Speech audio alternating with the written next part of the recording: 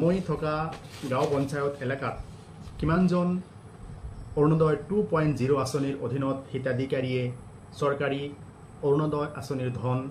সংগ্ৰহ কৰি আছে সেই বিষয়খিনি জানিবৰ কাৰণে মই এখন RTI আবেদন ডিস্ট্ৰিক্ট কমিশনাৰ অফিস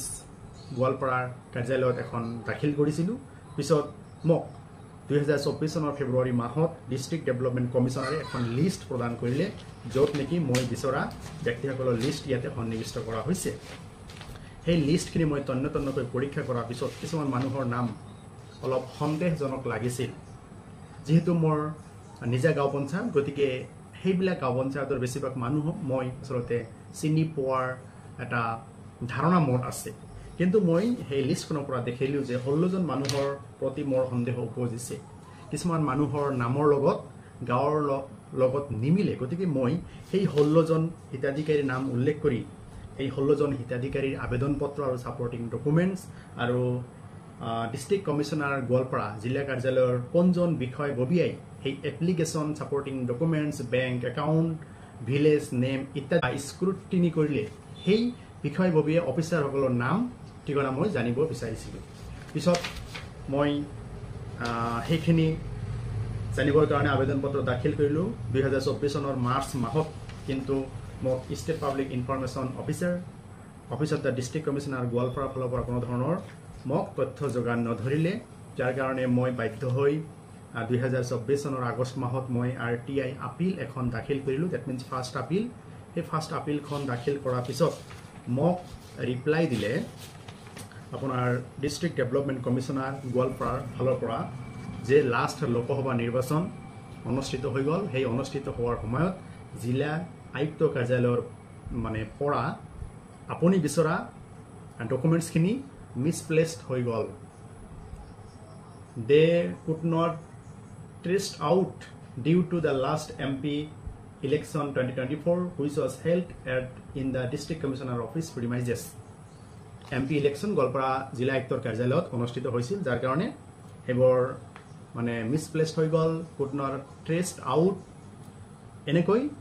তথ্যখিনি মানে বিচাৰি নাপালে যাৰ কাৰণে মোক তথ্য যোগান ধৰিব নোৱাৰিলে 2 নম্বৰ পইণ্টত লিখিছে যে যেহেতু মেটাৰখিনি ফাইনান্সিয়েল ডিপাৰ্টমেন্টৰ মেটাৰ হয় গতিকে কিমান টকা বেনিফিচিয়াৰীৰ একাউণ্টত সমাই দিয়া হৈছে এইখিনি বেনিফিচিয়াৰীয়ে জানে আৰু সেইখিনি ফাইনান্স ডিপাৰ্টমেন্টে জানে গতিকে ডিস্ট্ৰিক্ট কমিশনাৰ গোৱালপাৰা কাৰ্যালয়ত তেনেকুৱা ধৰণৰ তথ্য নাই তাৰ পিছত মই আৰু এটা বিষয়বস্তু বিচাৰিছিলোঁ যে কোনবোৰ অফিচাৰ বা বিষয়ববীয়া সকলে সেই হিতাধিকাৰীসকলৰ এপ্লিকেশন স্ক্ৰুটিনি কৰিছিল এই অফিচাৰবিলাকৰ নাম ঠিকনা মই বিচাৰিছিলোঁ 3 নম্বৰ পইণ্টত ৰিপ্লাই দিলে যে ডিস্ট্ৰিক্ট লেভেল মনিটৰিং কমিটিয়ে স্ক্ৰুটিনি কৰিছে গতিকে সেই ডিস্ট্ৰিক্ট লেভেল মনিটৰিং কমিটিৰ ইয়াতে লিষ্টখন ইয়াৰ লগত এটাচ কৰি দিছে কিন্তু মই যেতিয়া এইখিনি পালোঁ সেই মনিটৰিং কমিটি কিন্তু মোক দিয়া নাই অকল এটা পত্ৰ দিছে বাকি কিন্তু দিয়া নাই গতিকে চাওক বৰ্তমান সময়লৈকে 8 মাহ হৈ গ'ল মই অৰুণোদয় 2 আঁচনিৰ অধীনত হিতাধিকাৰীসকলৰ নাম ঠিকনা হেবোৰ জানিবৰ কাৰণে ষ্ট্ৰাগল কৰি আছো 8 মাহ সম্পূৰ্ণ হৈ গ'ল কিন্তু এতিয়ালৈকে মোক ফাইনাল ৰিপ্লাইখিনি নিদিলে কোনে নিদিলে district development commissioner Goalpara reply মই যিখিনি এপ্লিকেশন ফৰ্ম সাপোৰ্টিং ডকুমেন্টস বিচাৰিলোঁ গোৱালপাৰা জিলা আয়ুক্তৰ কাৰ্যালয়ত পাবলৈ নাই গতিকে মই যেটো RTI আবেদন দাখিল কৰিলোঁ 4/3/2024 তাৰিখত যিখিনি বস্তু বিচাৰিছিলোঁ এটা বস্তু মোক যোগান নধৰিলে গতিকে আপোনালোকে চাওক তথ্য জনাৰ অধিকাৰ আইন আসলতে অসমত সফল হ'ব পাৰিছেনে ইয়াৰ উদ্দেশ্য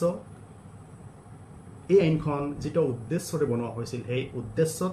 ৰাইজসকল উপকৃত হৈছেনে গতিকে আপোনালোকে কথাখিনি বিবেচনা কৰক গতিকে চৰকাৰী বিষয়াসকলে এই আইনক কিমানখিনি শ্ৰদ্ধা কৰিছে মোৰ এইখিনি ঘটনাৰ জৰিয়তে আপোনালোকে উপলব্ধি কৰিব পাৰিছে গতিকে মই এজন RTI এক্টিভিষ্ট হিচাপে আপোনালোকক ক'বলৈ ওলাইছোঁ যে RTI আইনখনত চৰকাৰী বিষয়ববীয়াসকলে যিমানখিনি শ্ৰদ্ধা কৰিব লাগিছিল হিমানখিনি শ্ৰদ্ধা ৰিসপেক্ট কৰা নাই বিষয়খিনি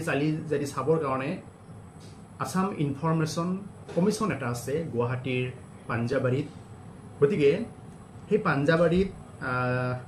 যিটো আপোনাৰ কমিশনাৰ আছে মই দুখন সেকেন্ড আপিল দাখিল কৰিছিলোঁ এবছৰ হৈ গ'ল হিয়াৰিং অনুষ্ঠিত হোৱা নাই 1 বছৰমান হৈ গ'ল গতিকে চাওক গতিকে এইখিনি ঘটনাৰ জৰিয়তে মই নিজে উপলব্ধি কৰিব পাৰিছোঁ যে অসমত তথ্য জনাৰ অধিকাৰ আইন সফলভাৱে প্ৰয়োগ হোৱা নাই তথ্য জনাৰ অধিকাৰ আইনৰ উদ্দেশ্যত